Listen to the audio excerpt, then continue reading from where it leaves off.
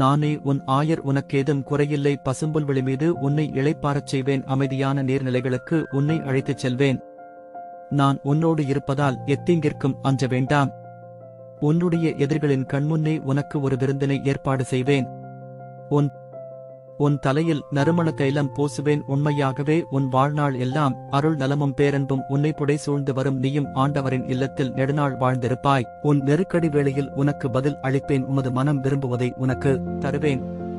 உன் திட்டங்களை எல்லாம் நிறைவேற்றுவேன். உனது வெற்றியை குறித்து மகிழ்ச்சியில் ஆர்ப்பரிப்பேன். உன் விண்ணப்பங்களை எல்லாம் நிறைவேற்றுவேன்.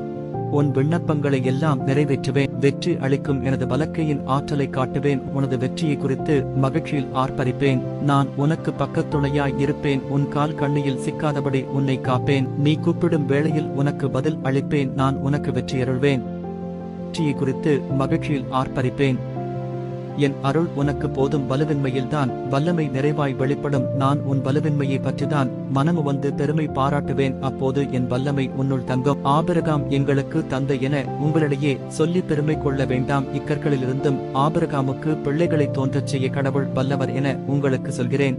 ஒவ்வொருவரும் தம் செயல்களை ஆய்ந்து பார்க்கட்டும். அப்பொழுது தம்மை பிறரோடு ஒப்பிட்டு பெருமை பாராட்டாமல் தான் செய்த செயல்களை பற்றி மட்டும் பெருமை பாராட்ட. நடுகிறவருக்கும் பெருமை இல்லை, நீர் பாய்ச்சுபவருக்கும் பெருமை இல்லை. செய்யும் கடவுளுக்கே பெருமை. ஆண்டவரின் பெயரில் பெருமை கொள்பவர்கள் தன் சொத்துக்கள் மீதும் தன் வேலையின் மீதும் தன் படிப்பின் மீதும் பெருமை கொள்வதில்லை. ஆண்டவரின் பெயரில் பெருமை கொள்பவர்கள் தன் சொத்துக்கள் மீதும் தன் வேலையின் மீதும் தன் படிப்பின் மீதும் பெருமை கொள்வதில்லை. ஆண்டவர் உன் அமைதியுடன் காத்திரு.